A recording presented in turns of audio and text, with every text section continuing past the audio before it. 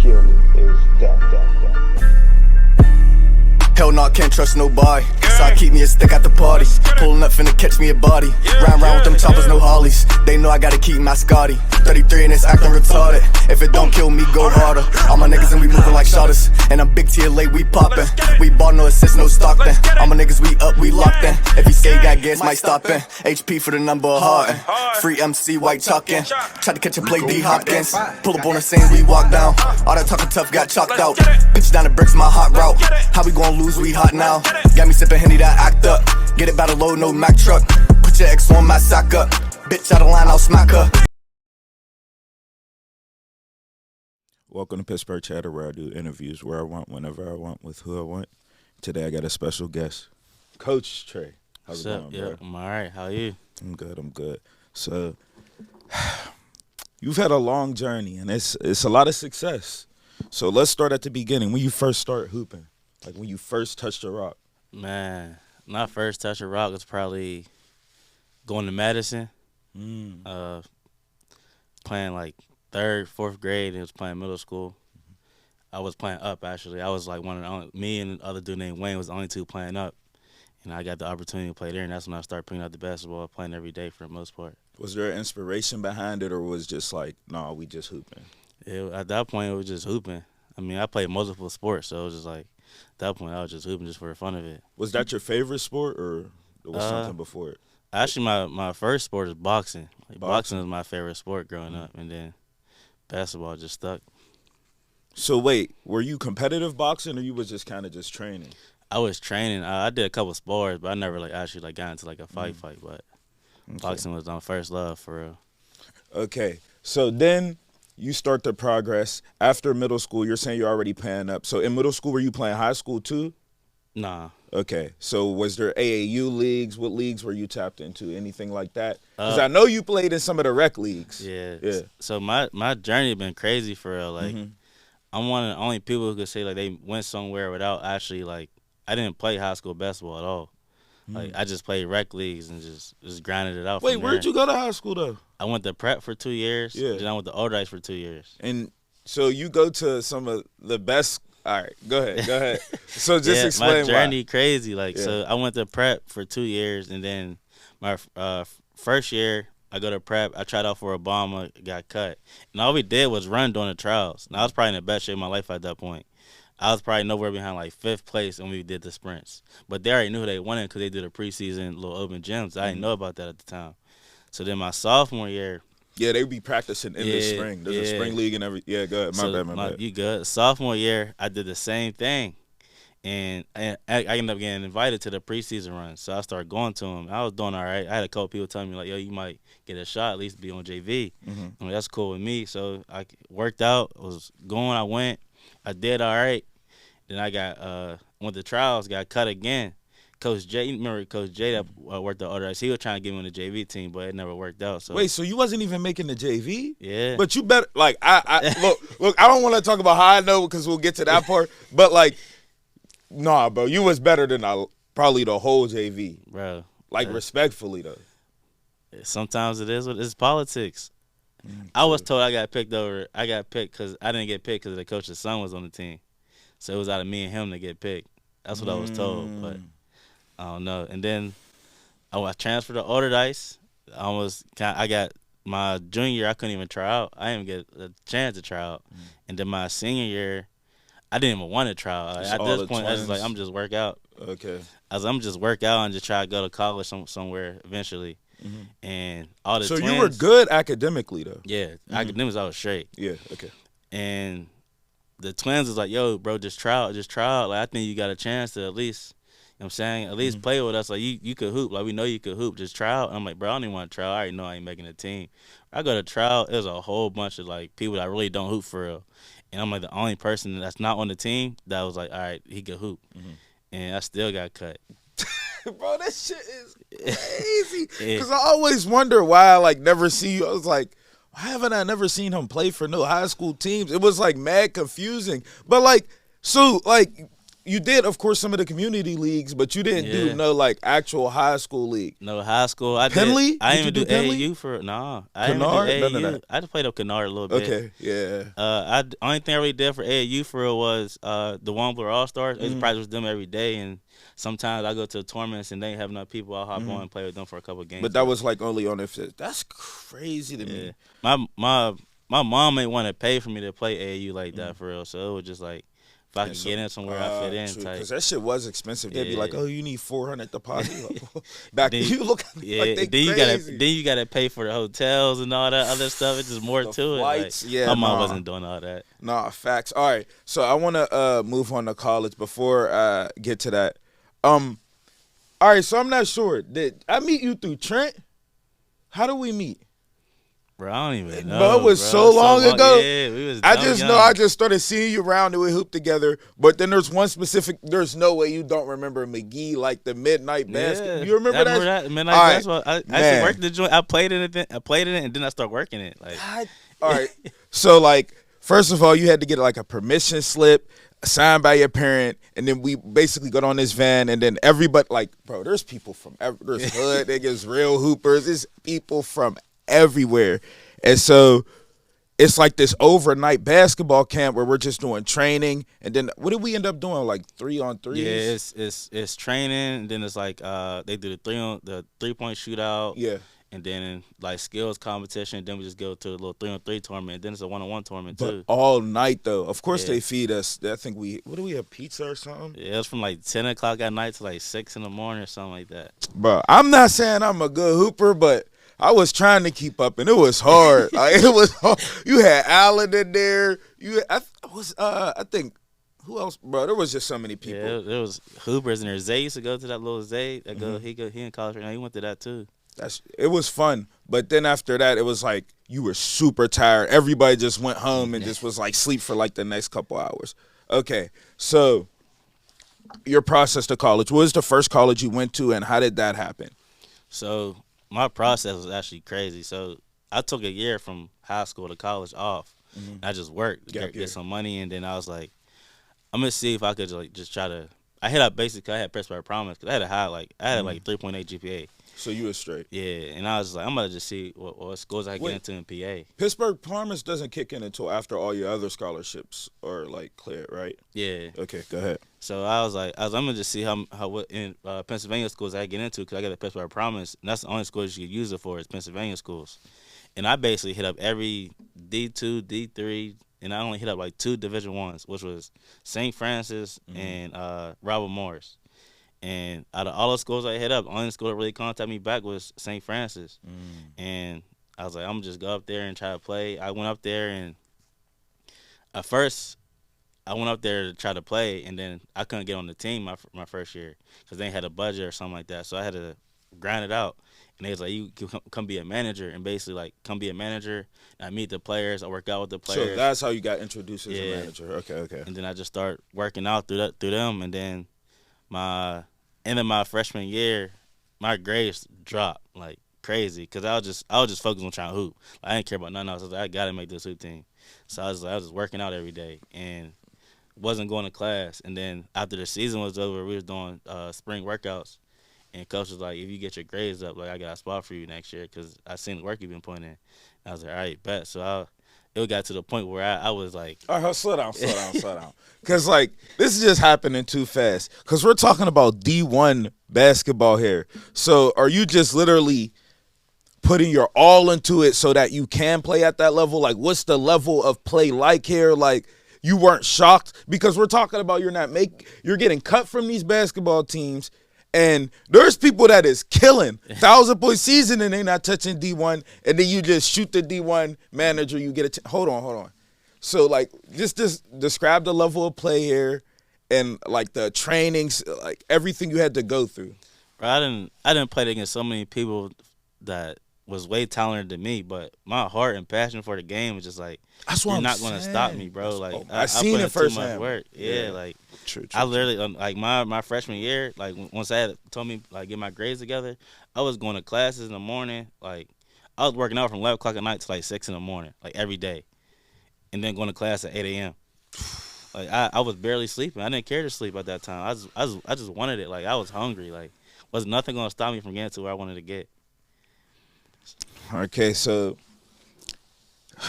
that's a lot. I mean, you barely getting sleep here, and then you gotta go play against D1 niggas. All right.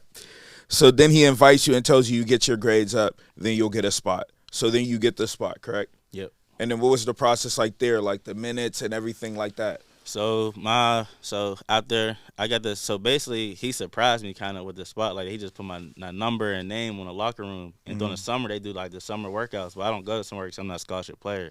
So they did the summer workouts and like they put my name and stuff on the locker and like the whole team started calling me like, yo, you on the team? You on the team? And they was excited for me because they see my work ethic and they respected what I did. So they called me. They congratulated me. It was happy for me and stuff. And then my sophomore year we got up to school. I was doing all right. I was hooping. I didn't really play that much. I played a couple scrimmages, and then I got in like little limited minutes during the season. And then I had a couple games where I did all right. We played Clarion. I played all right. Chatham, cooked Chatham for real. And then He said, cooked. we had some good games from there. And then my junior year, I went and I ain't really play that much, but I played a little bit, and I decided I was like, I'm gonna just try. Like I knew I could play, I could compete. I wanted to compete against whatever level, but I was like, I feel like I could go to a D2 and get a scholarship, a And full actually ride be scholarship, able and to- just be able to hoop. He said, I'm trying to hoop. It's cool to be up here, Yeah. to have the D1 level, but I'm trying to get in. Yeah. No, I feel it. So what did you do after that? So I decided to put my name in the transfer portal, and the coaches respected it. They respected me. They respected my decision. Like Coach Cram's still like a father figure to me, so I still talk to him to this day, even though I transferred. And I went to the transfer portal, and then I was supposed to go to Bluefield State College. I was contacting them, and then I came home one week during a break or something like that, and Point Park was having open gyms, and Fink. Fink Nitty, yeah. He hit me up and was like, "Yo, come to the runs." Like, blah, blah, blah. I thought it was just open gym. Like, we was just hooping. Because he played for Point Park at the time. I get there, and it's like a tryout. Walk on. But I didn't know that. And I go in there. I already knew the coach because when I was in high school, I used to go to pit camps. And I got player to camp a couple of times. And during that time, the Point Park coach was my coach at the pit camp. So he knew me already. He was trying to recruit me a long time ago. So I was like, I'm going to go up there. I was hooping. Then it was 2 days. So I went the second day, and he, like, before I even started, he's like, bro, you ain't even got to hoop today if you don't want. I was like, I only came here to hoop. Like, I didn't even know this was a trial for real. He's like, I want to talk to you. So he brought me to his office. He's like, yo, basically, like, so I'm giving you a full ride, like, basically, because they don't give full rides. He's like, basically, I can give you a full ride through all your scholarships and stuff like that, so you don't even got to pay for school. And then, basically, I want you to bring everything you had at St. Francis to here. So all the credits and everything transferred over and everything? I had to take an extra year, but I still had an extra year to play because I didn't play my freshman year. Redshirt, okay, yeah. So that's what's up. So you're at Point Park. What was that like for you? Were you actually getting PT now? Like, man, so I got the worst luck ever. Like, the worst luck. So I get to Point Park, and I only went there because the coach told me, like, everything is in my hand. Like, I can do what I want to do. I get there, and he quit the summer, like, right before. And it took them to, like, so I was thinking about, like, trying to go to a different school during the process. And then they ended up, because they didn't have an AD at the time. So they had to hire an AD before they could even hire a coach. So they hired an AD, and the AD hired a coach. Like, I knew the AD when he got hired. I already knew him. athletic director, right? Yeah. Okay, got you. I used to hoop with him a little bit. So I was like, I was talking to him. He was like, yo, I'm going to hire somebody that's good enough, like, that can help y'all. He coached USA, blah, blah, blah. I'm like, all right, that's cool with me. Like somebody's going to help me get better and let me play. I'm cool with that. And he get there, and I ain't really, like, me and him ain't get along. Like, we ain't, like, we bumped heads so many times. I just ain't mess with his style of play. Actually, a lot of players ended up quitting. What was it, like ISO or something? Like, it was like favoritism. Like, he ended up bringing a couple of his own players in, basically, and, like, if he wasn't rocking with you, he wasn't rocking with you. And the first 2 games we played, I ended up not playing. And I didn't understand why. Like I was playing well in practice. Like, I was doing my job. Like, I was leading. At least 15 minutes type shit. I should have been playing. And I'm sitting there, and, like, even my teammates like, yo, why didn't you get in? So the third came going. We got about, like, 40. And I'm like, if I'm a scrub, I can at least get in now. Like, if you think I'm a scrub, I'm at least getting in now. Like, You see, this is very true. It was called a garbage time. Yeah. But yeah, go ahead. And he was like, so basically, one of my teammates ended up saying, yo, why ain't he getting in? Somebody spoke up for me because I wasn't going to say nothing. If you got about 40, somebody Yeah. going to be like, nah, this is crazy. Yeah, he goes, there's nothing against you, but I just can't play you because basically, like, it's like a cap rule in our eye. So basically, like, with my scholarship, because I had a full ride, and, like, technically not allowed to get full rides, but I was one of the only people to have it. So with my money that I had, basically, my scholarship money, I couldn't touch the court or we had to forfeit because we'd have been over the cap with the money that. Why didn't they just tell you that from the beginning, though? Exactly. I was doing full-blown warm-ups, and I take my game day serious. So I do pre-game workouts. I get to the gym. I do full-blown stretches, another pre-game workout. Because you know you got to go the extra Yeah. mile. Yeah, okay. And he just ended up not playing me. So what, you're there for the whole year and not getting no PT? So he ended up telling me the third game in. So after that, I stopped dressing for the whole first semester. And then my first game back, it was crazy. My first game back was my birthday. And I knew I wasn't going to play that much because I ain't been in rotation for the whole first semester. But, like, I was still practicing. Like, I was doing my thing in practice. Like, he told me, like before the game, he told me, he's like, we're going to need you. Like, we're going to need – I was a shooter. Like, my role is to shoot the ball. So, he's like, we're going to need somebody to come in and shoot the ball. Mid-range like, shot. Crazy. Always been crazy, though. Yeah. The three good. The You kick up mid-range to is the money late, for sure. but that mid-range, bro, I know. Niggas used to be, as soon as you, that mid-range, go get him. Yeah. No, facts. All right, go ahead. My bad. You good. So, basically, my birthday, I played a couple minutes at the end of the game. I probably played like 4 minutes, which I wasn't mad at because I understood I got to get my rotation. I got to get back in the rotation. And he played me, and I think I went like 1 for 2. Not mad at it. Like, it is what it is. Second game come. 50%. Yeah. Second game come, and I don't really play that much again. And then I took a couple shots, and I think I was like maybe like 0 for 3 that game, something like that.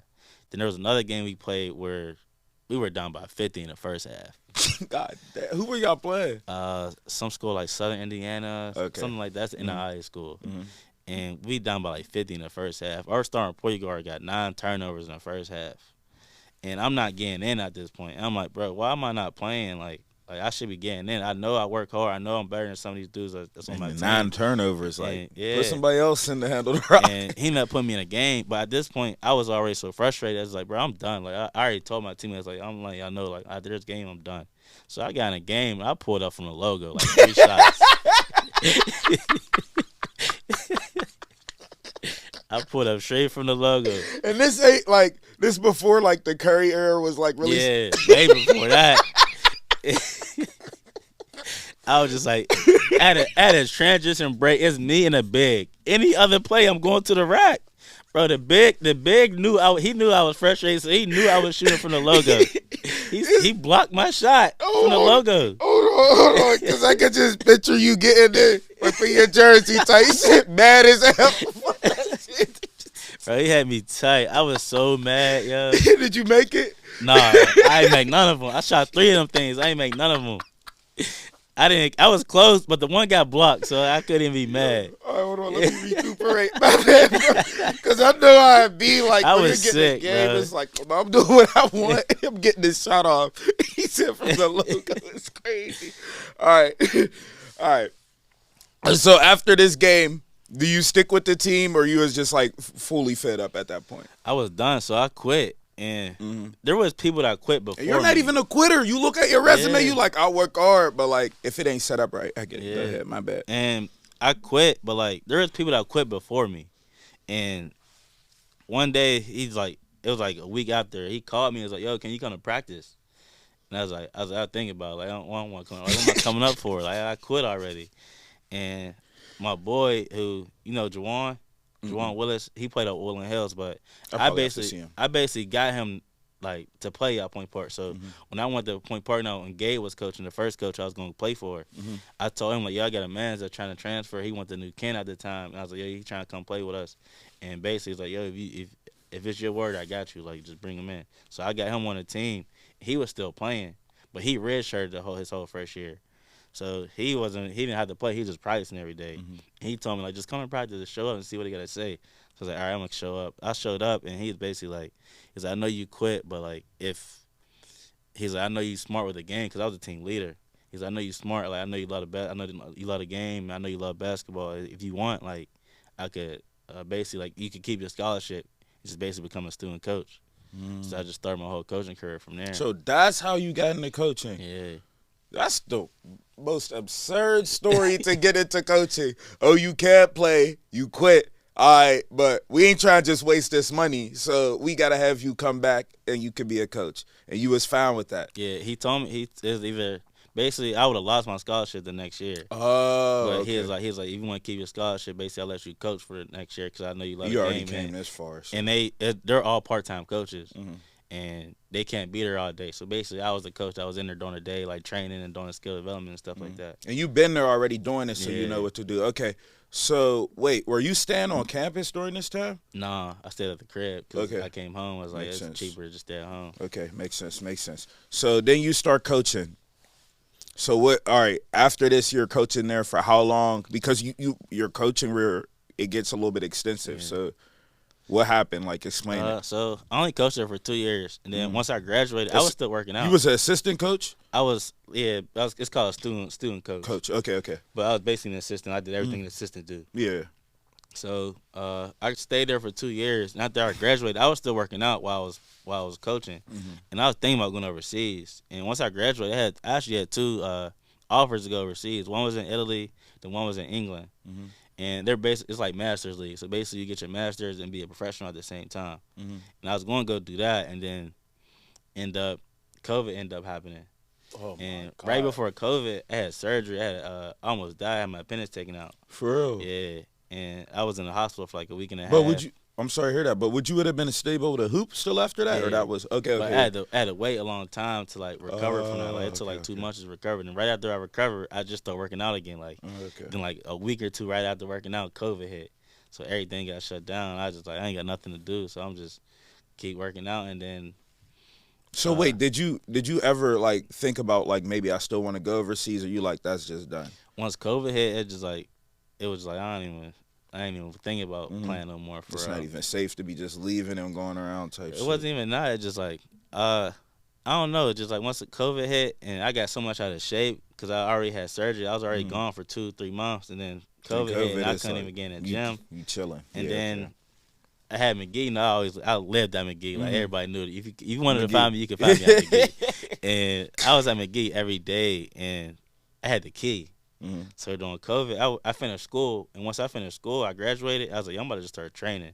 So COVID was still going on. Everything was still shut down for real, but I had the key to the gym. So I was basically sneaking in there, and I was just training. Damn, you're sticking in the McGee. Yeah. He's like, hey, I gave him enough hours. Yeah, Go ahead. I mean, ended up getting caught, but they really didn't say much to me. Like, I was Wasn't just nobody training. there. You was Yeah. chilling. Yeah. I was training, and I started getting some big time clients, like, and they all play professionally now. And I just from there, it's like I'm about to just start coaching. Like, Hold on, we'll get to the training, but before we skip over to that, so when did you start the Penn State coaching? I did that for 2 years. Okay. So I just Wait, recently and started. I'm confused about this. Did you do women's or men's? Both. Oh, that's why it's like, okay, because I was confused. All right. So explain the whole Penn State coaching era, too. So before I even went to Penn State, I coached in North Carolina. For real? Yeah, I coached North Carolina for a year. So I left Point Park, graduated during the summer. I made a Twitter post, and I was like, yo, I'm about to start getting into coaching. I'm looking to go to a prep school and coach. And I probably got like 15 prep schools like blowing me up trying to get me to coach. And it came down to 2 schools, one in Florida and one North Carolina. And the one in North Carolina, he connected with the NBA. But hold on, you got to give a little backstory here because, like, of course, now people know you because your story was publicized. Like, the St. Francis story was, like, publicized, like, on the news and stuff. Yeah. So people are aware of your name. So that can build traction for you later in your career, Yeah. too. So that played a part, too. Just so I don't want people to think, oh, people was just hitting him. No, his name was out there, Yeah. and people were aware that he existed. All right, go ahead. Yeah, so I made that tweet, and people started, like, blowing me up, trying to get me to come out there and work out because they seen my story. And, like, the title of my story is, like, hard work, like, made me successful. Like, people see, like, my Fits right grind with my you. grind is there. Like, you ain't going to tell me not to grind. Like, whatever I do, I'm working. And it came down to the 2 schools, one in Florida, one in North Carolina. And I took the North Carolina job because the person I work for, he has NBA ties, and the goal was to try to get me to go from there to the G League and coach in the G League the following year, but things didn't work out that way. So I ended up going to Penn State I've been there for 2 years now. And so so you went to Penn State, and who did you start coaching for first? the men. So I went there. So basically, when I came home from North Carolina, I didn't know what I was going to do next. I actually was planning on going back. How to did North that Carolina. go? Was that successful? What was that like for you? It was cool. I mean, it was a great experience. We had 2 campuses, so we had one in North Carolina and one in Atlanta. Sometimes I'll go back and forth. Like our North Carolina campus is like high school, national team slash national team. Some of them play both. Then our Atlanta campus mainly like the national team and post grad.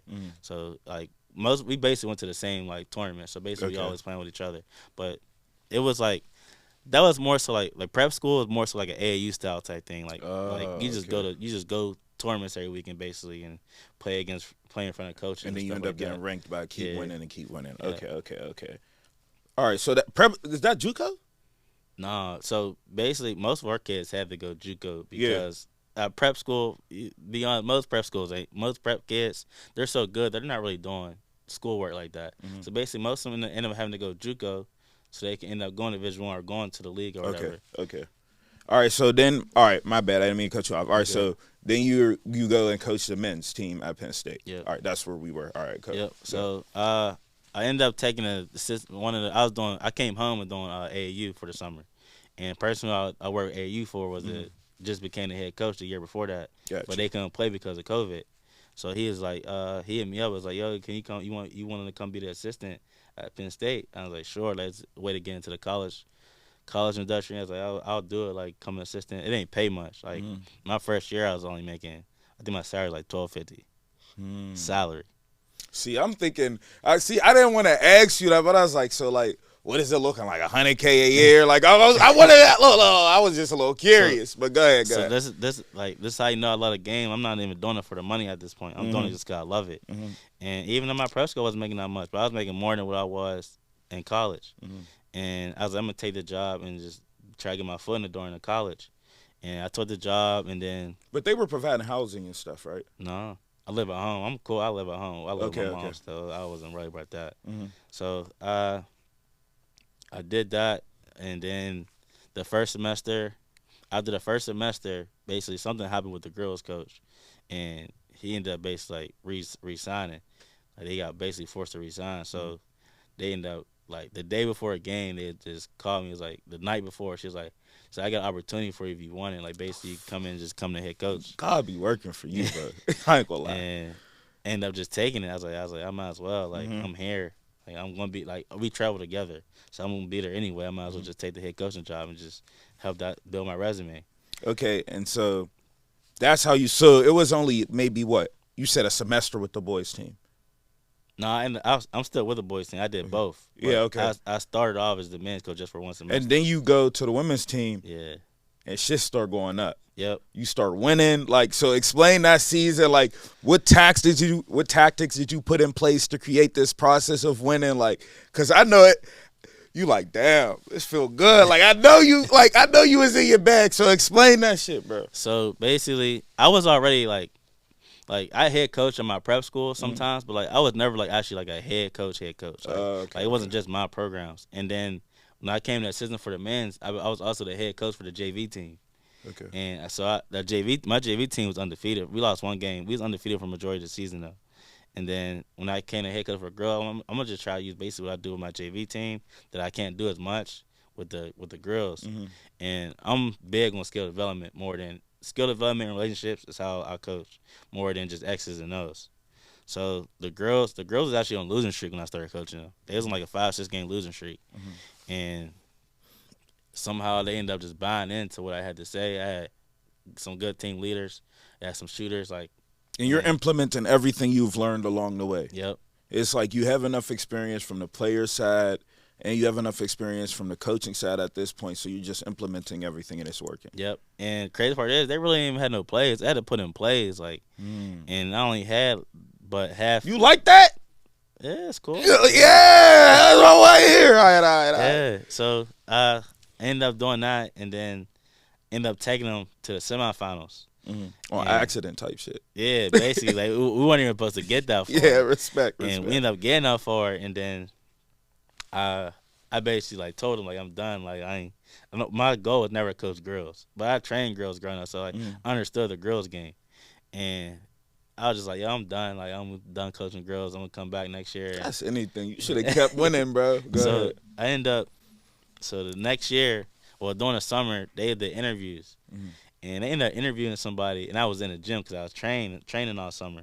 They had one of my pros I was training, and then they did an interview with somebody, and then AD was like, "Can you come talk to me real quick?" I was like, "Yeah, what's up?" And she's like, basically like we just had an interview, but like basically we want you to take the job, and That interview must have went bad. She said it was all right, but they wanted me to take because of what I just did the year before, and that was the first thing I went to the semifinals in over 10 years. And I was like, no, like I don't want to coach women's. And actually, before that, I got my boy the job, but he ended up taking another job. You stay looking out. Yeah. Go ahead. So he was like, just. So she was like, you want the job? And I was like, not really. She's like, I'm gonna give you some time to think about it. I was like, all right. So a couple weeks go by, and then she called me, and like she basically put in her schedule, like if I'm staying there, cause I was trying to get another job in between that. I was trying to get a Division I job, and she was like, if you're gonna end up staying, you might as well just take the job because you're gonna be there anyway. Same thing they told me the year before, like you're gonna be there at the games anyway, and I could get a full salary of the head coaching pay, which still ain't that much, but end up just like, yeah, I'll just take it, and I took it, and basically I'm like, it sounds crazy because I don't get paid that much, but I'm the highest paid coach out of the whole school ever, but it's because I'm coaching 3 teams. I mean, I only get paid for 2, but I'm coaching 3 teams. And the salary is JV, and then what? Yeah, I'm the head coach for JV. I'm assistant for the men's varsity, and then I'm the head coach for the women's. How are you doing all that? It's a grind. I live in the gym, so it don't bother me that much. But, like, the first month, like November, our first, like, month of actual games, the first month I coached, like, out of 21 days, I coached 19 out of them 21 days or something like that. Wait, so are the JV men's and varsity men's, they're practicing together, though, right? No. So they're practicing separate. Yeah. So you have to be there for all 3 practices. Yep. So I got there every day at, like, 8, 9 o'clock in the morning, and I train. So, like, I train some of the players that really really love the game and I want to get better. So I train them in the morning, and then the boys practice at 12 o'clock. They practice from like 12 to like 1:15, 1:30. Gotcha. And then after the boys practice, the JV team practice right after that from 1:30 to like 2:33. And then I get a little bit of break, and I usually work out in between that break. I work out myself, and I work out from like 3 to like 4, 4:30. And the girls practice at 4:30. The girls practice from 4:30 to 6 every day. So I'm there all day long. Golly. Are they paying you for housing, or you still got to drive back and forth? I still drive back and forth. Are you getting reimbursed? No. Oh, my Lord, bro. This shit crazy. Bro, I basically work for free. Like, for real. Like, but you doing, like, good work, though. Like, you're actually helping people and coaching 3 different – I'm sorry, bro. They got – pay my man. Pay my – somebody come – 3 teams. Some people ain't good at coaching 1. Come, somebody get this man. Come, hey, my man. They actually in the process of trying to give me more money right now, but I don't plan on going back. Like, I already told them I quit. I actually quit in December. This is public. Season. You sure you want? Yeah, I already quit. I quit during the season. So I quit in December, basically. I told them, like, I'm going to finish the season out because, like, I'm not the type of person. I don't want to start something and not finish it, especially what I had going on with the girls is, like, I can't just quit this right now. And the girls ended up having a good year. Like, we had a good year. We went to the semifinals again, and we lost in the same place we lost the year before. And it was frustrating, but, like, I think the girls is going to learn from it. Like, we did a good job. I got coach of the year. I seen that, yeah. Yeah, and then. How did that feel? Don't just skip over that. Man, I mean, it felt good because technically I wasn't even supposed to be a head coach. It just happened. And honestly, I never even knew I could be a head coach because, like, being a coach was never what I wanted to do. I always wanted to be a skill development coach. A skill development was the side I wanted to take. And stepping in as a coach, it helped me, like, it helped me learn that I could do more than just skill development. And a lot of people can't do both. Like, I know I could do both. A lot of people can't, so it helped me with learning that. All right, well, so, like, we're going to get to the training, but, like, see. So what's your goal here? What's the next step? Because, like, let's be logical. You could easily go get one of these high school coaching gigs and run it out the mud. But you're like, nah, I've kind of already passed that level. I want to move up. I don't want to move down type. Is that where you're at with it? Yeah, so is it D1 or nothing? Nah, so I won a championship with the boys, Mm-hmm. and I've took the girls to the semifinals. Twice. Yeah, Yeah. and I basically changed the whole program around. And I was like, if I want to stay, I need more money. I need like a level salary if I'm going to stay. And I know the school can't afford to give me that. So I was like, this summer, I've been applying for jobs like back to back to back to back, and I got connections, but like I'm not the type of person that asks for handouts. So like I'm really just trying to grind it out. I've been applying for stuff every day. I just applied for something this morning. So like you haven't even asked like to go on podcasts or anything to promote yourself. Nothing. No, I don't ask for handouts. So bro. if I didn't ask you, you wasn't gonna do shit. Probably not. I just do it. I just grind. Crazy. So like My it's my whole journey has been just me having to figure it out. Like, and it my just whole ends journey up been grinding. clicking Yeah. every time. So it's just like God's why timing. stop the process if it just keeps working. God's timing. So all right, let's speak it into existence. What would be the like dream job type? Like My dream is job. it NBA type? Yeah, my dream job is probably just having my own business, like my own business being there. But it's gonna. I know it's gonna take a while to get there. And right now, my goal is either try to get a Division I job or like I'm gonna say this now. A lot of people don't know this, but like I'm in the talks to get a job in Portugal right now, and or either Portugal or like China or like Japan or something. You're like that. cool with leaving the country. Yeah, I ain't got nothing here. I ain't got no kids or nothing. I'm willing to go. So either I'm gonna get a professional job or I'm trying to get a Division I job right now, and that's the goal right now. And then after that, hopefully I get into the NBA or have players that's in the NBA where I can have my own training business like somebody like Drew Hanlon or like Rico Hines or something like that where I'm during the summer I'm just like grinding out with all off-season players. Okay, I respect it. All right. So let's so you kind of already asked the question of like you prefer to coach men's over women's. Yeah. Even though you've had more success with coaching women basketball. And even though you see the rise of women's basketball with Caitlin Clark, Angel Reese, these type, and you're still not interested in like you wouldn't coach a D1, bro. Come on, bro. I could crazy part is I could easily go get a Division I job right now if I wanted to for the women's side. If you don't, bro, come on. At least for 2 years, bro. I respect the women's game, and I'm going to support the women's game. Yeah, of course. I train women's players still, but like I don't want to. That's not that's not my. That was role. never your goal. Yeah, Yeah. Like, I don't want to be on the women's side. I don't want to be tied to the women's side. Because once you tied, it's like it's hard to get. Okay, Yeah. I respect it. Okay. And even for me right now, like what I just did was like I should easily be able to get a job, at least a Division II job. But it's just like it's the women's side, so like and nobody's respecting it as much as they would if I was on the women's side. Like the men's side ain't respecting it as much. But you've done both though. I'm not understanding, and you've played. It's all politics. Like it's hard. It's hard to get a job. Like there's people I know that can coach the NBA right now that's struggling to get a job right now. All right, not to keep drawing attention to it, but how many offers have you had for the women's side? Have you had any D1 offers? I had one. Like I haven't applied for anything, but I know I could easily get a job. But I had one Division I contact me and tell me like we want you on the staff. But you rather go out of the country even if it takes it tight. I'm gonna need them online interviews. I ain't gonna lie. After every win, we did a good job today. The boys were out here hustling. All right. So then let's talk about the process of the training program. So how did this come about? Because you're training pro athletes, people you've known for years. You're training people that are just coming to you, the people that are already pros, like that may play overseas. I'm not sure if there's any NBA. I'm sure there's G League players, though, for sure. So talk about that, who you've met through that, and how did that come about, too?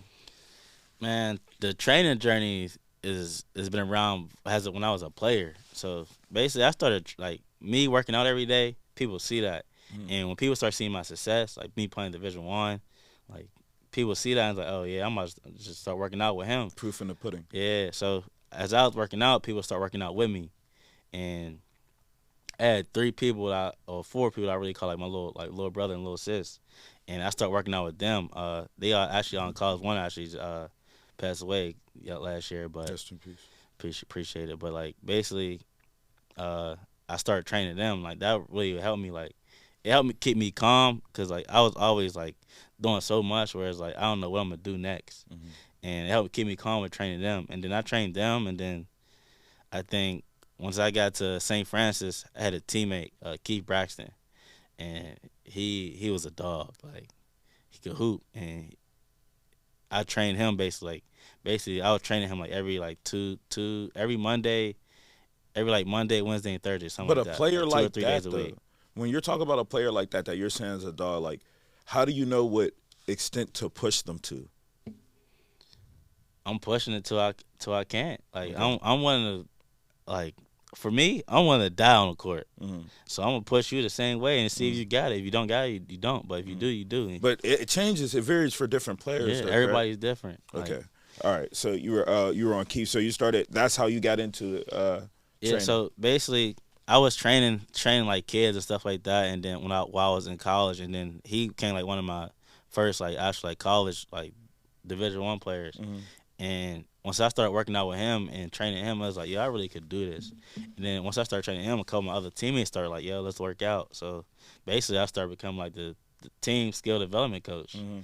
And then I went to Point Park, and then we had no coach, so I started training there. And then COVID hit, and COVID was like really like blew me up. Mhm.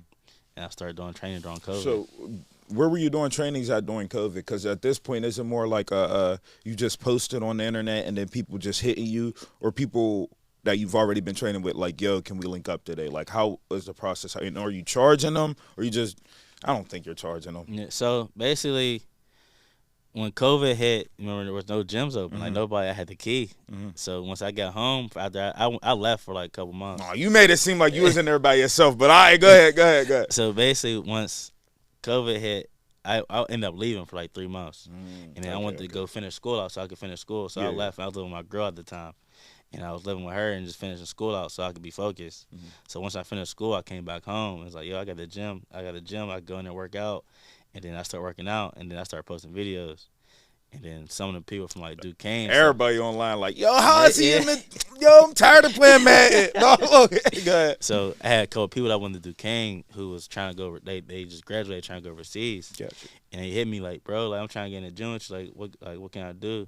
And then I was like, yo, just pull up. Like I started doing like training like all day long. And one of the dudes who I was training the most was Bailey Still. He's a pro and he's in Japan right now.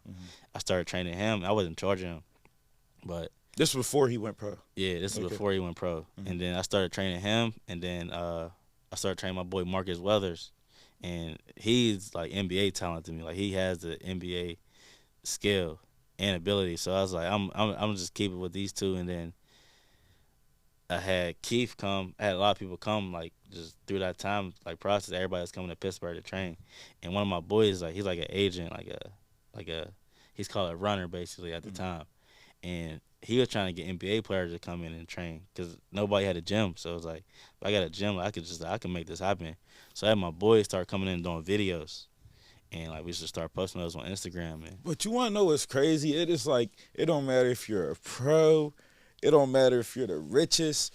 Bro, if they can get a gym, a hoop, a court, and a ball, they don't care where it is. No hoop. Ain't that crazy, though? Yeah. Like, when you really think about it? Cause you just it's the passion. Like you gotta love it. Like some people, that's the crazy part. Some people don't love it enough to just be able to pick up a ball and go hoop anywhere. Especially now that like the game is changing like crazy. Back in the day, bro, we used to hoop at, bro. Used to pop at Edmonds. It ain't popping at Edmonds, we going to Kennard. It ain't popping at Kennard, Hollis, Cliff. It ain't pop, we going to Mellon. Like, and then I used all to the walk. racks. I used to walk all over Pittsburgh just to go hoop. Like literally walk. I wasn't even catching a bus. For real. I'll go walk. Like I'll walk to Mellon Park. Just from dribbling the living ball. in South Oakland to walking to Mellon Park, or walking up to the hill to go hoop. Like, I mean, I lived on the hill for like half of my life, but like even at that point, it was like I'll go walk anywhere to go. You hoop. know they hooping on the hill. Yeah, They always you hooping can on find the You hill. gonna find one court to go hoop at for sure. There's gonna be at West least 5 Penn, people. Ammons. OZ, I totally forgot OZ. That's what. So all right, I know we're going to get back to the training. So that's why I'm asking you. Like none of these leagues, like there's the OZ league. Like what? So you played for McGee, right? Yeah, You played for McGee Rec, but that was it. and I played for Friendship. Oh, you played for Friendship. Was you Yeah. when it was a?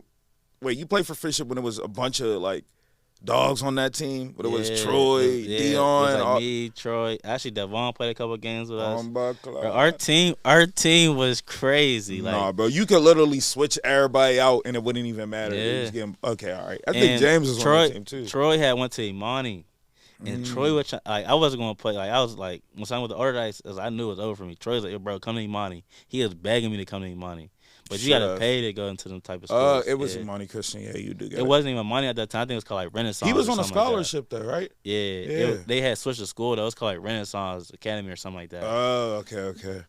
That's now it's called Imani, correct? Yeah. Okay, I got you. All right, I just had to ask a couple questions. All right, so currently, what athletes are like actually right now? Who are you working with? Because you're still coaching right now. So Yeah. you Well, probably I'm actually not even coaching right now. I'm really just strictly just training right now. Mm-hmm. I got a couple college players that's like with me every single day right now. It's Naeem Miller. Mm-hmm. He just committed to New Hampshire.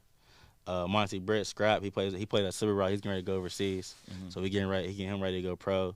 That's like my main two. I got a dude named Bank. I train. How good is the money overseas? Depends who you are. Depends where you're going. Like it matters. Like the location matters. With the coaching talk, like the price, like it depends. It depends. Like where you go. Like some people can make $250 a month. Some people can make $35,000 a month. Like it really just depends. And what you trying to make? I mean, I know I love it so much, but at some point the love got to turn into, you know what I'm saying? That's what it is for me right now. That's what I'm doing. Like at this point, I'm getting to the point where I'm getting to the age where it's like money got to start coming. Like you got to be involved. I got bills to pay. Mm-hmm. So like I mean, right now if I go overseas, mostly when you go overseas, everything's paid for. Like house they is be paid paying for, for everything. Paid, they give you a car, Mm-hmm. like all that food's paid for. So basically, you just pocketing that money. Mm-hmm. But like, if I go, I'll probably get a job that's paying like $2,000 a month. Mm-hmm. But it's all pocket money. Yeah. Nah, bro, you worth more than that. Get him $100K a month. Fuck y'all wish. talking about? But I got players like who's making $300,000 overseas, $200,000. Yeah. Yeah, I wouldn't come back either. I'm talking about stay right over there. Yeah. All right, so who's the most famous person you met? I know you met D Wade, right? Yeah. Okay, so is that the most famous person? No, LeBron. You met ain't like dapped him up type? Yeah, I was with LeBron, his whole family, like You're all that. Yeah, so I trained like what part of his career? Not that it matters. a couple years ago, like 2 years ago. So I trained like some of the like top players like in the country, like when it comes to high school and stuff like that. So basically, like Ronnie Gallagher and Brandon Davis and all of them, they played with Bronny AAU. Mm-hmm. And this last year, they senior year, they had the last time they could all play AAU together. So they did a tournament up in Akron, St. Mary's. Mm-hmm. And basically, I went, and my little bro was playing for them, and I trained. So that's his alma mater, right? Yeah. Okay. St. Vincent, St. Mary's. So we went up there, and I really went up there just to watch. And then my little bro hit me up like, "Yo, what you doing?" I'm up in the corner. I was by myself. I wanted to just go watch him play, like just to show love and support. And he's like, "Yo, come to the locker room." I was like, "All right." I walked in the locker room, just chill vibes. Everybody chilling, like Bronny. You wasn't shocked? No, I'm not. I don't get starstruck because I've been around so many people. I didn't train so many Brian, people. come get my man's a job. Stop playing. I didn't train NBA players. Like I didn't train people that played in the league. So it's like you gotta keep that professional mentality, kind of. Sort of. I can't go be a fanboy. Like. So this was all right. So now that I know this, perfect. All right, so this was a couple of years ago. Did you? Because like people were doubting Bronny a couple of years ago. Like you do remember this? They were like, he might not be that good. He hadn't shot up yet, for real. Like, did you know when you seen like him play and train? Did you already know? Oh no, he's gonna be him. Yeah. For sure. Like you see, so his dad is LeBron James. They wanted him to be LeBron before he was even able to grow into his body. He didn't even grow into his body yet when they was like doubting him. Mm-hmm. Like he got to grow. This is when he that. was just touching rim. I don't think he was dunking yet. Like, he got to grow. He gonna get that's genetics. Like he's gonna get to that. Yeah. Like he has that. He has the skill. He has the work ethic. Was his little brother there? Yeah, his brother was there. So you seen there's no way you knew that he was gonna be what he is now, though. Bryce? Yeah. No, I mean. Crazy part is when I seen Bryce play, I was like, he was dumb short at the time, right? He's like, no, he was. Well, like short to compare what he is now. What is he like 6'2" now or something wild? Yeah, 6'3", I think. At that time, he was like 5'11". The crazy part is that tournament, a post came out and it was Bronny standing Bryce standing next to LeBron, and the picture went viral. My boy actually took the picture. And like I'm literally, you can see my foot in the picture. Yeah, I was so mad because I literally was like this close to being in the picture. I was in the background. Just been there. Yeah. You know, went viral again. I told my boy, I said, "Bro, you supposed to zoom out a little bit longer so I can be in the back." Because that's probably definitely seen everywhere. All right, so you said that you kind of seen in him, and now he's just like not to get off topic here. Now he's committed to USC. What's your thoughts on that? I don't know. I mean, I guess he's close to home. Mm-hmm. No matter where he went, he's going to get his opportunity. His dad's Is he LeBron NBA James. bound? Yes. Hey, look, yes. But even if he's not good enough, he's going to get the opportunity just because his dad is LeBron, and LeBron is smart. Zaire ain't get that opportunity though. Yeah, but his dad was Dwayne Wade. Like, Yeah. LeBron's LeBron. LeBron is That's NBA. fucked up. You met D Wade, and I said who's the biggest. D Wade LeBron. one of my favorite players of all time. Carmelo Anthony and D Wade, two of my favorite players. That's of why all you time. shoot mid range so much. Yeah, Huh? I'm on my game after D Wade, like post fade, I was a post guard. That was my game, but I modeled after him. But like LeBron did a good marketing move by saying like if he gets whatever he go, I'm going. Like that's going to help him get into the league because everybody's going. But I don't think that was a marketing move. I think he was dead ass. Yeah, he is, but it's a good business move because everybody's gonna want to go play. Like everybody's gonna try to draft. Even Bronny if it's 'cause they know old they getting LeBron, it's like damn, we can getting sell LeBron, tickets. yeah. Yeah, we getting LeBron. Facts. That's gonna bring money to the program regardless. All right, so let's talk about your life outside of basketball though. Like, what was life like growing up? Family, because you have parents, your dad, your mom. What was that like? Talk about that. So I mean, yeah, I got a mother and a father, but mainly my mother's the one that raised me. Respect. Growing up, I mean, I grew up. I was lived on the hill for years. I went to Madison. Then That's crazy. Medicine closed. Yeah, every school closing at this point. For y'all don't know, Madison was up Sugar Top. But go ahead. Yeah, so I moved out of the hill. What was that, Grace? Am I tripping? No, Madison was up Sugar Top. Okay, yeah. go ahead. That's where I'm from. I'm from Sugar Top. Yeah. So I ended up moving from the hill. I ended up moving to South Oakland, and not moved to South Oakland my first year moving there. Like, I didn't want to move from the hill, bro. I love the hill. Who wants to move, like, bro? yeah, like I was like, so I basically ended up moving in with my grandma and my dad for the most part, and I was basically just living with them for like a whole year, and then I ended up I was like with my boys every day, like I was cool, and then I ended up having to go to school, so I ended up moving back home in South Oakland, and during that time was when I like really like just started picking up the basketball more than anything, and that's actually when I started getting. So there was nothing outside of it, like no games, like. I mean, I played in like summer leagues and rec leagues and all that, but like No video games though, like. I'm not a fan of it. I wasn't. I was like once I moved to South Oakland, I had every system you could think of, like literally every single system I probably had, and you know what I did with it? I took that money. I mean, I took that system, took it to GameStop, sold it, grabbed the money, got some shoes, or spent it on something that could help me grow, like basketball equipment, like training equipment. I was always investing in trying to get something that's new in training. Like I was always on YouTube. Like YouTube is what I did. Like I'll go home once I'm done training, working out for the day. I'll go home and sit right on YouTube. I'll be on the computer all day long, just watching YouTube, watching people train, watching highlights. No, because there was what was it like? I know it's not probably as big as it was now. Well, I wouldn't know because it's not my age group. But I would say like maybe 5 years ago. Oh my God, bro, I was so bad with the ball is life. Like I would just be on there for hours, just watching everybody. Like, because I think at the time it was Trey Young. Then before that it was all of the Ball brothers. And then there was a period of time when it was Tyler Hero. I used to love his videos. They used to do this again. I was watching them before that. Like even I know you was. Like Andrew Wiggins, Jabari Parker, like D Rose mixtape, John Wall. No. What was John Wall tapes? What was the one kid that used to they used to say when he played the crime rate would go down? What was oh my gosh, what was his name? I used to watch his highlights. Short dude, but yeah, it was crazy. Okay, so you still watch highlights like that, or is it? Yeah and no. Not as much as you used to. No, just because I spend so much time in the gym, I don't even get the opportunity to watch that much film. But when I do watch film, now it's to the point where I'm not watching highlights like that no more. 'Cause especially now, games highlights are just overrated. Like everybody and their mom get a highlight tape now. Like, they literally got highlight tapes for referees. No, you'll see some little white kid with goggles on. He got 3 good plays, but they gonna mix it up, throw a little song on it. I know a dude that got a highlight tape who. And the highlight tape was like a minute long, but he only scored 3 buckets. Like, why you got a highlight tape? You got 3 buckets. He trying to make some TikToks. He trying to go viral. That's what a whole highlight tape is him either like handshaking somebody up, bumping somebody. Like it's just like the generations changed. But now I can't even watch that type of stuff no more for real. But what I do now, I got so many clients, so many people that I train that I get they film. So like the pros that I train, I got some of my pros that I train, I got they like in team like film. So I could watch their practices, I could watch they game film, like I could break it down to just them watching them. So I usually just stick to the people that I'm training and I watch what that I need to help them work on in the off season. All right, so let's give your top 5 NBA, but we need the top 5 for Pittsburgh first, from your opinion. And you know so many, so don't skip out on me here. Don't try to be like, oh, that's my bro.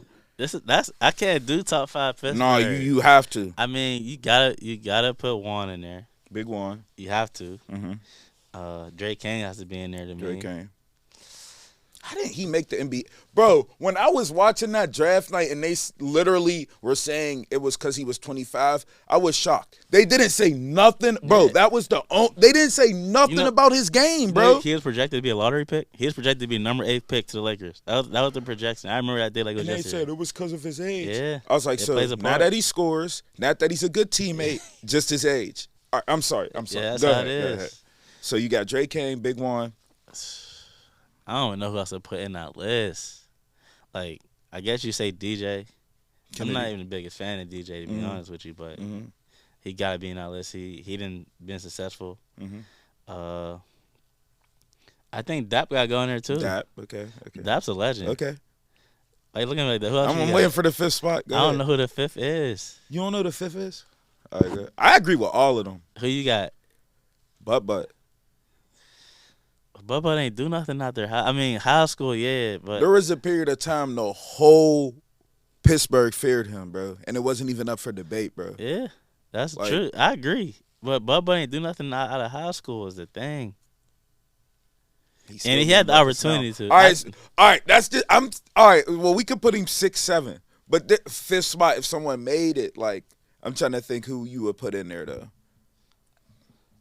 Do Mike count? Because if Mike count, I might put Mike Young in my top 5. All right, you Mike, go, like Young. he's a Pittsburgh dude, but So would Bubba be in your top 10? yeah, for sure. Definitely in the top 10. Bubba was he was a Pittsburgh high school stud. Like He loved them everybody that wanted to go. range, I was going to go watch them games all the time. But in Artie, I remember that was a thing. And a lot of people don't know. A lot of people who I got respect for, like, is like people that a lot of people don't know about. Was like Alderdice. That other time was Alderdice and Obama. Alderdice and Shinley was rivals. Like Will Clark, he played. I in didn't the know NFL. none of the people until like it was like Obama versus Yeah, Alderdice. I always wanted to go to. So when I was in middle school, I always wanted to go to Alderdice because I used to go to McGee, and like Alderdice people come to McGee. But Will Clark and his dude named Les. Will Clark played in the NFL, and then Les, like he ended up. I think he played college, but he was nice. Like I think he had NBA potential. And them two like used to be in the gym every day. Once I got out of school, they'd be in there working out. Like they just finished working out. So that helped me motivate me to like, yo, I gotta really grind like to get to where I want to get. And I would go in there like, yo, I'm playing 1-on-1 every day, like, 1-on-1. I know they used to get annoyed at me, but like it helped me get better. Like that helped me rise my game. So I was like, yo, I'm going to every day playing on 1-on-1. I respect them the most out of the city. You was one of them. Oh my God. Play me 1-on-1. All right. You win 10-0. Play me again. Yeah. All right, 12-up. Play me again. I don't want to play no more. But it was helping me get better to the It point where does. when I'm You playing learn a people lot. my age, it's like, yo, you can't guard me. You can't check me. I'm locking you up. Like, So, all right. Did you have any? So, you're in a relationship now, no. or you're single? Single So, now. how are you even dating? When you did have a relationship, how are you even dating while coaching? That sounds dang near impossible. I mean, it's even more. Only reason I'm saying this because it's 3 teams. It's even more impossible because my girl didn't live in Pittsburgh at the time. Was she interested in basketball at least? Yeah. Okay, well then So you had that. she went to St. Francis. Mhm. She actually graduated before I went to St. Francis, Mhm. and she ended up coming to our game. That's how I met her. And then we was a long distance relationship once I moved because I moved. So to North that's the reason I Carolina. ended long distance, really. Not even. It was more stuff than that, but. Okay, We we'll was see long what- distance for, we was together for like 6 years. Mhm. We was probably long distance for at least 4 to 6 years. We made time though, like we figured it out. Like it wasn't as hard as you would think it would be. Like so she only lived 2 hours away. I don't want to take a 2-hour drive on the weekend or something like that. Like when I'm off. So like, even I don't know what to ask you outside of basketball because it's like that's what your life revolves around. I was just telling somebody this other day, like there's nothing like somebody's like, can you tell me about yourself? I said, me, it's just me. Like I literally had nothing to say about But when myself. we get talk about basketball, I can talk about Like all I do is live basketball. I mean, growing up, we used to throw the Oakland parties. That was ridiculous. Oh, but yeah. Them days was crazy. It was a point in time where I was damn near drunk. Like I was drinking every week. I was going to school drinking. And once I reached college, I actually stopped drinking completely because I was more focused on trying to prepare my body for that. All right, but it's bad you're saying that. But I was just explaining that to somebody. It was like I'm sorry, I'm gonna say it on camera. When I turned 21, I was like, I don't care about drinking no more. Exactly. And I was like, bro, we've been doing. It's bad to say, but I've been doing this since I was like 14. Same, no bro, disrespect. same, bro. But I was like, the four locals from Pitt students in Oakland, they ain't gonna admit it, but you know what I'm saying? They used to look out. So I was just like, bro, I've done all this. I went to the bar when I was 21. I was like, bro, drinking ain't for me. That's low-key probably how we really met, was going out. But I definitely seen you out with Trent.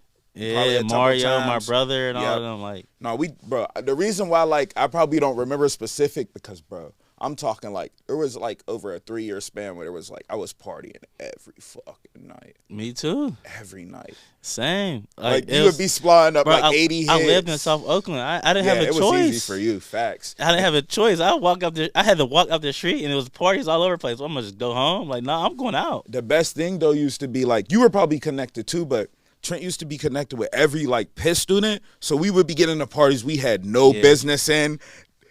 Bro, I ain't gonna lie, it was fun. That I think that's what ruined college for me though, because I was so busy and wanting to party and drink, and I mean, I worked out. I don't get me wrong, my grind was still there. I was still in the gym. People knew I was hooping, but every night I was gonna go party up Oakland, and I damn near was a Pitt student without being a Pitt student. I had a Pitt bus pass. Oh, that's the instant. You ain't never gotta worry. At a Pitt bus pass, I was able to go in the trees hall whenever I wanted to. I was able to get into the Pete whenever I wanted to. I was real cool with all the Pitt basketball players. So I basically was living with them at the time. Yeah. And I was living with them, working out with them, and it was just they was partying, so I was gonna go party with them. And they go wherever they want. Yeah. They get glorified to the max. The only glorification that gets more than that is I would say the football players. Yeah. Yeah. All right, but look, we talked about a lot. I appreciate you for coming in. I reached out to you, and I knew you was – well, actually, I was debatable because I hadn't seen no interviews. I had seen you on the news, seen you in the newspaper, stuff like that. But it's just no interviews, not one. I was just a little skeptical. So why did you do this one then? I'm That's humble. We're going to wrap it up on it. I mean, really, no, I mean, I don't have too many people ever reach out for me to do stuff like this, but at the same time, I'm so busy, bro. I train literally 7 days a week for the most part, and I'm humble. I don't like to talk about my career because I ain't done yet. I ain't even accomplished. I feel in my opinion, I ain't accomplished nothing. Oh, that's yet. why it's gonna be a part 2, right? Let's do it. All right, facts. Make it happen. I appreciate you for coming in. We definitely link up again, man. Appreciate you always. All right.